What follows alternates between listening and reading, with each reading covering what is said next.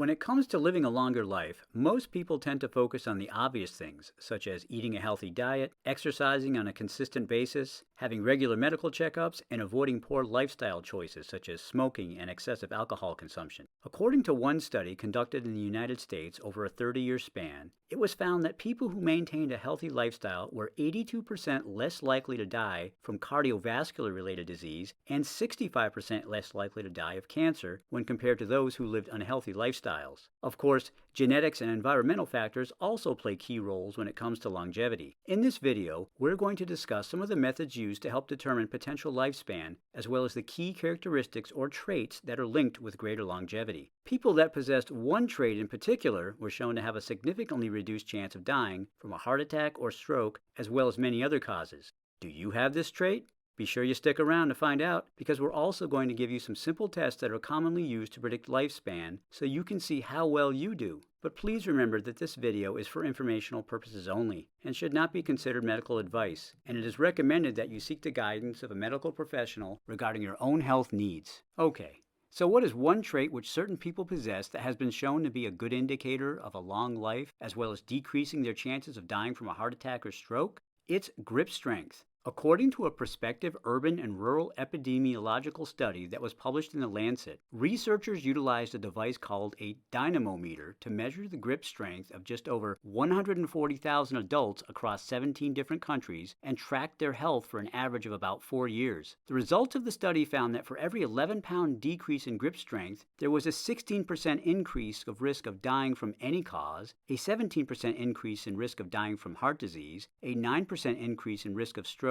and a 7% increase in risk of heart attack. The study also stated that grip strength was a stronger predictor of all-cause and cardiovascular mortality than systolic blood pressure. Another study that was published in the Journal of the American Geriatric Society, involving women whose average age was 78 years old, found that there was actually a greater incidence of mortality associated with weight loss, but none when it came to weight gain. But what was especially interesting is the study found that greater grip strength was associated with longer life and a lower risk of suffering a cardiovascular event, regardless of the change in weight of the subjects. In addition to grip strength, it was found that gait, speed, and balance also played a crucial role regarding longevity. This doesn't mean that you can improve your chances of living longer by simply increasing your grip strength. It seems that the key to longevity is actually overall or total body muscular strength, and grip strength is believed to be an accurate method of assessing overall body strength. So rather than just focusing on grip strength, it's better to focus on developing overall muscular strength, which research indicates that individuals with higher levels of overall muscular strength may be more resilient to chronic illness. But we also mentioned that there were some other indicators besides grip strength, such as gait, speed, and balance, that research has shown aid in greater longevity. So now we're going to take a look at a few physical tests that you can do at home that are commonly used by medical professionals that may help predict how long you will live. Keep in mind that no test is 100% accurate on predicting longevity, and other factors such as obesity, diabetes, or other conditions which are known to decrease longevity need to be taken into consideration, even if you're able to successfully complete the following exercises. Likewise, the opposite is also true. For instance, you may have an injury that prohibits you from being able to fully perform a specific exercise test, but you are in otherwise good overall health, then that would not be an accurate indicator of decreased longevity. Of course, it is recommended you see your doctor and get some lab and blood work performed to get a comprehensive assessment as to the state of your overall health. The first test is known as the sitting-rising test. Researchers have varying opinions on the validity of this test when it comes to measuring longevity, but it's still worth doing as it helps evaluate important attributes such as lower body strength, flexibility, and balance. These are all particularly important when it comes to decreasing the likelihood of falls, especially in older adults, since according to the U.S. Centers for Disease Control, over a quarter of Americans that are 65 or over suffer falls each year, and falls among older adults are the leading cause of fatal injuries. To perform this test, start out in a standing position and cross one foot in front of the other, and then try to sit all the way down to the ground without using your hands or leaning on any other body part as a brace. Then, reverse the process and attempt to stand up without the assistance of any other body parts for support.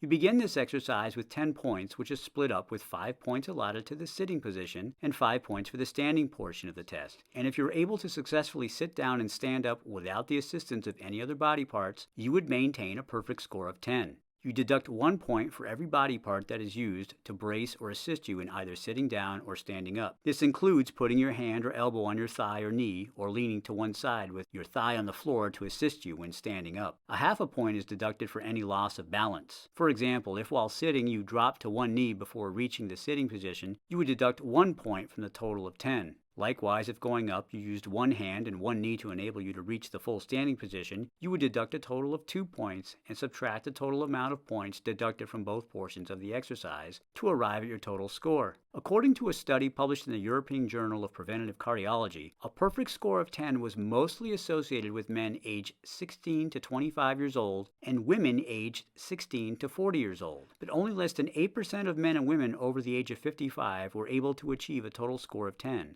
The study also found that those who scored the lowest on the test had a 5 to 6 times greater risk of death as opposed to those who scored in the higher ranges. Give it a try and see how you do. The next test is called the chair test. To perform this test, you will need a chair with no armrest. Sit down in the chair completely and then stand straight up without using your arms, and do this as fast as you can for a period of 1 minute. Research that was conducted on men and women over 50 years old found that participants who were able to sit down and stand up at least 36 times in a minute were 2 times more likely to live up to 13 years longer compared to those who were able to perform this exercise at 23 times per minute. Before we move on to the next exercise, if you're enjoying this video, please hit the like button and subscribe to receive more of our content. This next test focuses on balancing on one leg. Stand in a normal posture and keep your arms relaxed and hanging naturally at your sides. Lift up one leg and place it behind the supporting leg with the instep touching the back of your calf. Fix your gaze at eye level on a singular point about 6 feet away and try to maintain balance for 10 seconds once you have assumed the position.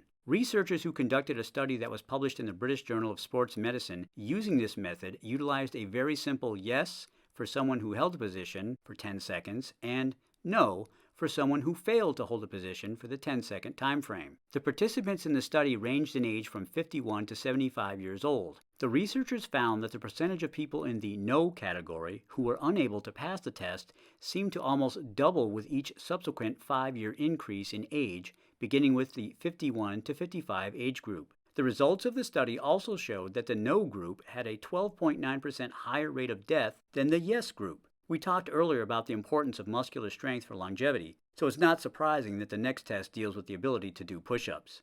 A study focusing on the association between push-up ability and future cardiovascular events published in the Journal of the American Medical Association that was conducted using over 1,500 male firefighters who were 18 years and older showed that the participants who were able to perform more than 40 push-ups had a significantly reduced risk of having a cardiovascular disease event compared to those who could only complete less than 10 push-ups. In fact, over the course of the 10-year follow-up period, researchers found that there was actually a 96% reduction in incident cardiovascular disease events for those participants who could successfully complete more than 40 push-ups when compared with those participants who could not complete 10 push-ups. How did you do with these exercises? Do you plan on making any changes regarding your health and fitness? Let us know in the comments below and check out some of our other videos. Thanks for watching.